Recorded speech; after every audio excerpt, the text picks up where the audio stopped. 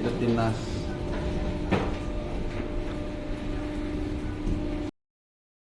Oke teman-teman,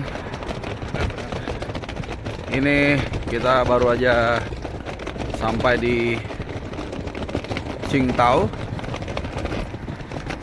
malam-malam, dan ya ini kameranya agak, maaf ya, agak kurang-kurang. Ini lagi on the way ke hotel setelah tadi kita naik kereta bawah tanah yang lumayan ya rapi juga sih, bagus ya. Yang pasti suhu udaranya itu cukup dingin. Mungkin biar kalian bisa ada bayangan, dinginnya itu seperti di puncak. Ya ini mungkin bisa jadi di bawah 20 walaupun ini malam ya. Nanti kita juga akan main malam. Jadi mungkin ya lumayan dingin ya. Dan ini mungkin akan menjadi keuntungan kita. Mudah-mudahan nanti kita bisa bawa 3 poin sekaligus untuk melupakan si botak-botak yang gak jelas kemarin yang bikin rusuh ya. Oke, Channel Bung Harpa melaporkan dari Qingdao, China, jelang menghadapi Indonesia atau menghadapi China lebih tepatnya di tanggal 15 Oktober 2024.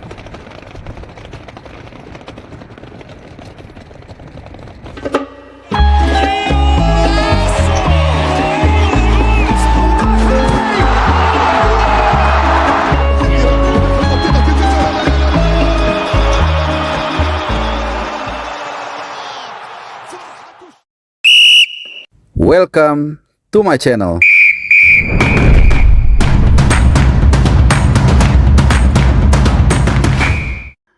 Selamat datang di channel Bung Harpa teman-teman semua. Tadi itu adalah video detik-detik awal gue menginjakan kaki benar-benar secara real di Qingdao di China, tentunya masih dalam rangka menyambut pertandingan matchday keempat ya, kualifikasi Piala Dunia round ketiga. Dan tentunya gue mau cerita kali ini ya, kita lupakan lah yang botak-botak itu ya, udah jangan kelamaan ya, cukup 24 jam maksimum 48 jam kita sumpah serapah.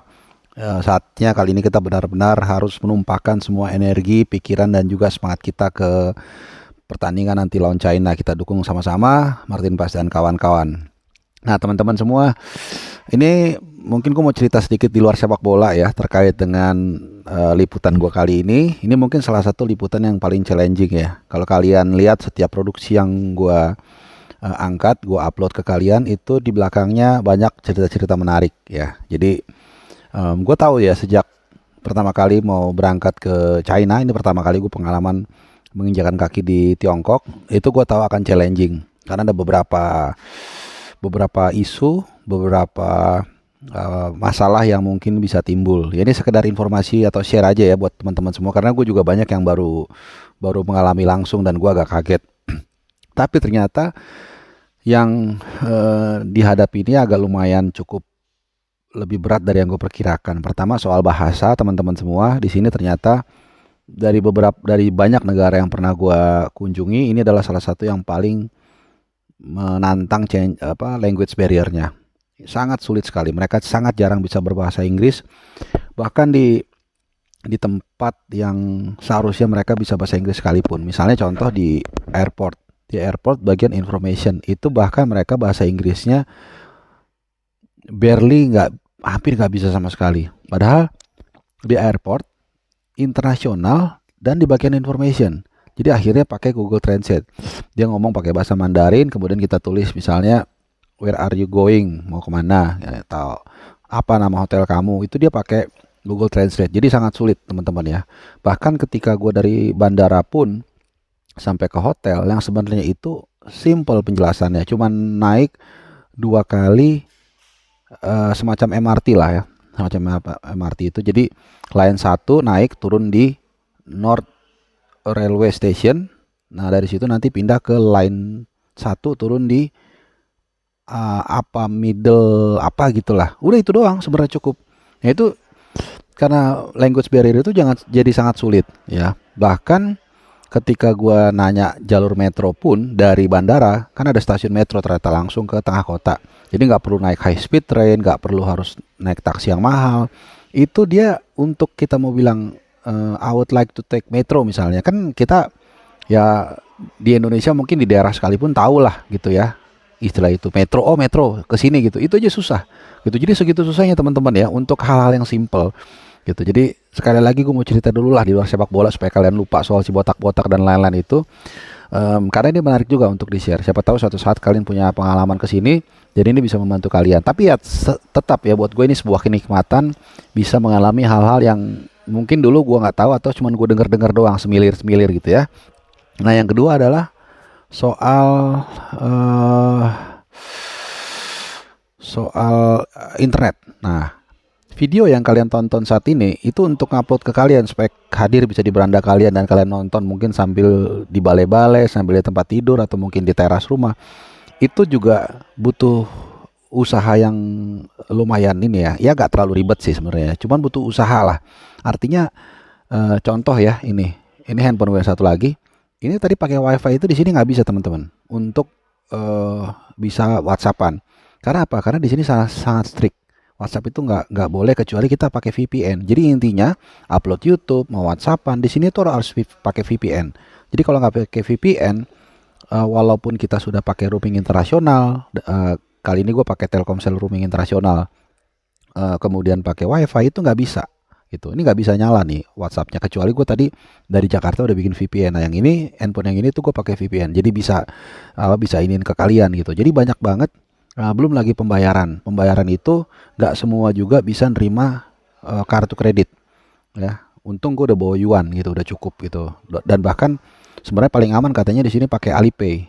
Alipay itu mungkin kalau di Indonesia semacam kirisnya lah ya, itu yang paling gampang. Tapi kan juga butuh effort juga ya untuk download lagi, mungkin nanti ada verifikasi, ada store-nya seperti apa gitu-gitu. Ya udah, akhirnya gue bawa yuan yang cukup dan juga ada kartu kredit. Walaupun nggak semua juga, bukan nggak semua bisa ya. Bukan nggak semua nggak bisa, ada juga beberapa yang pakai kartu kredit bisa. Nah itu, jadi itulah suka dukanya gitu. Dan bahasanya pun rata-rata itu bahasa tulisan Mandarin atau kanji ya kalau gue nggak salah. Ya pokoknya tulisannya bukan Latin deh. Nah, yang menarik teman-teman ya, bahkan ketika kita nyebut nama daerah aja dengan menunjukkan misalnya contoh kita mau bilang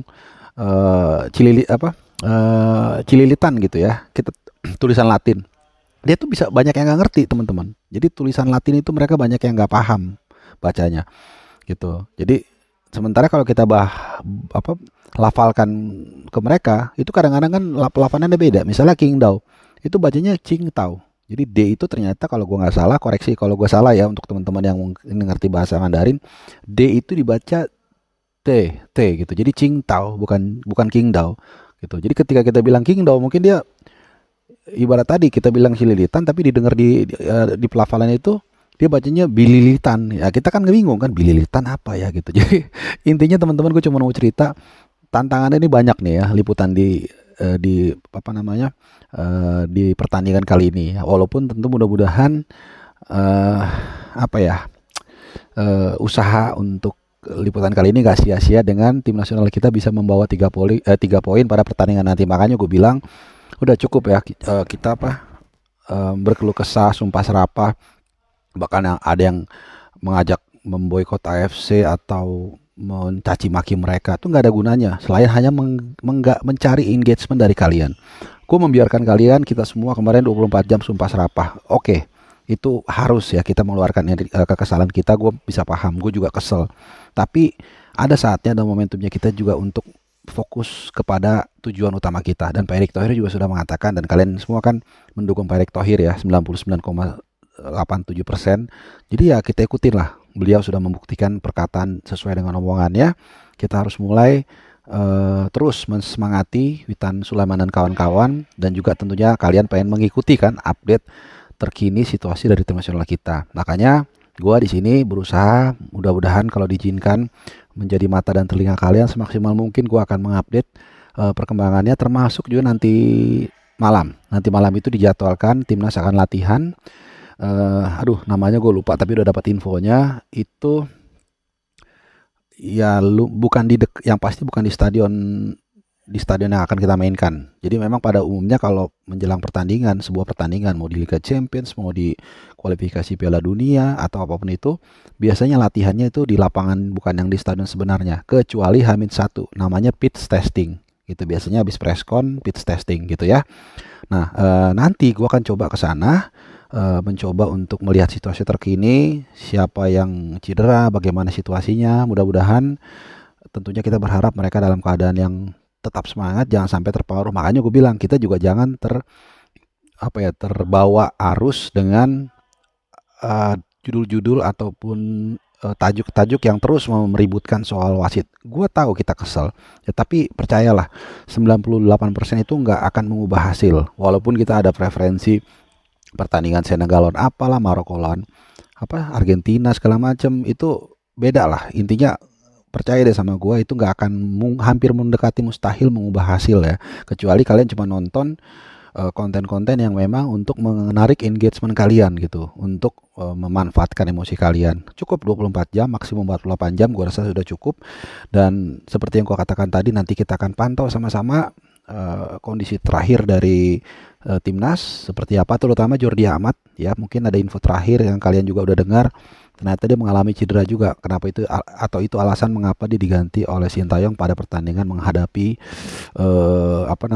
menghadapi Bahrain ya. Jadi kita akan lihat kondisi terakhir seperti apa, dan mungkin juga siapa tahu kita dapat doorstop dengan coach Sintayong atau dengan siapapun yang mungkin kita akan dapat juga seperti apa kondisi mereka terakhir. Dan juga tentunya Pak Sumarji, coba kita akan tanya-tanya soal timnas kita menjelang pertandingan nanti ya. Oke, sekedar informasi lagi sebelum gue tutup, timnas itu menginap di Hotel Westin di Qingdao. Jadi ini bukan apa-apa, gue bukan mau bilang apa, cuman gue mau mengatakan Qingdao, kok Qingdao lagi bacanya.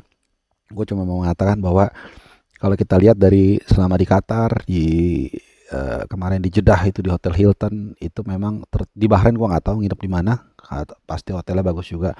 Gue cuma menunjukkan bagaimana federasi Pak Erick Thohir yang selalu memprovide anak-anaknya, anak buahnya, pasukan kita, pasukan timnas, untuk memberikan mereka fasilitas yang terbaik, mulai dari charter pesawat, kemudian juga hotel dan lain-lain, supaya mereka bisa tampil maksimal. Makanya kita juga harus maksimal mendukung mereka. Lupakan yang sudah berlalu, kita akan fokus untuk dukung 100% dalam menghadapi China. Oke teman-teman, setelah ini gue akan cari makan dulu karena belum makan, dan gue akan nanti ke stadion. Dari sana kita akan lihat kondisi terakhir dari stadion seperti apa, suhunya juga seperti apa ya. Kalau kemarin gue sampai di sini malam sekitar jam 10, sampai hotel 10-11, itu udaranya lumayan dingin seperti di puncak. Nah, jadi mungkin ini juga sebagai gambaran nanti pas kita main lawan mereka, itu udaranya sangat ideal, sangat enak. Mudah-mudahan udara yang ideal ini, yang sangat mendukung ini ya, cakung cuaca mendukung ini, bisa mendukung juga target tim nasional kita untuk mengambil 3 poin dari lawatannya kali ini. Oke, jadi itu dulu laporan gue dari Qingdao. Jadi stay tune terus di channel ini, gue akan terus melaporkan keadaan kondisi tim nasional dari Qingdao, dan juga mungkin gue akan bikin sedikit vlog terkait dengan kota ini, kota yang ternyata sangat luar biasa indah dan juga bagus, supaya kita juga dapat share story dari perjalanan bersejarah tim nasional kita kali ini. Oke teman-teman, jangan lupa nyalakan loncengnya supaya kalian selalu terupdate, terinfo kalau ada video-video terbaru gue langsung dari Qingdao, palagan pertempuran tim nasional kita. Terima kasih sudah menonton, dan sehat selalu buat kalian.